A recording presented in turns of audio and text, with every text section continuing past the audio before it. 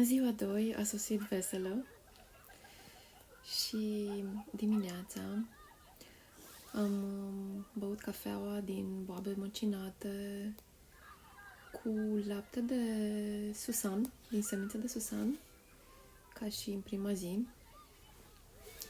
Iar pentru prânz mi-a rămas în minte rețeta cu care am încheiat video de ieri, cea din cartofi prăjiți îndulciți cu curmale.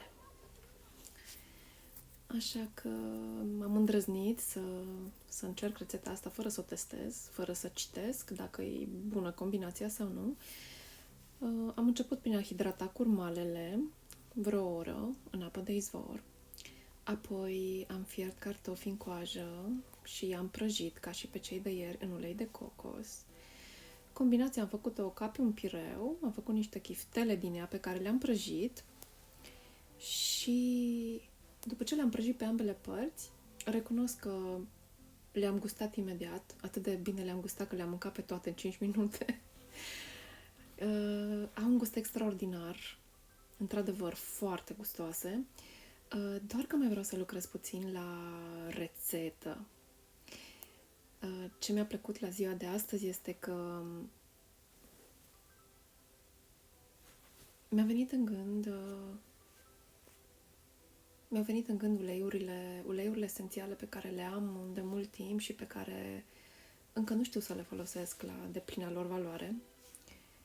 Și am pus în apa de izvor pe care o beau câteva picături de ulei esențial de lămâie, apoi în următorul pahar am pus melaleuca și m-am obișnuit, așa pot să spun, de azi dimineață să beau cănile de apă de izvor cu câte o picătură de ulei esențial. Este extraordinar cât de mult schimbă gustul și cu cât de multă plăcere te întorci la paharul de apă și bei.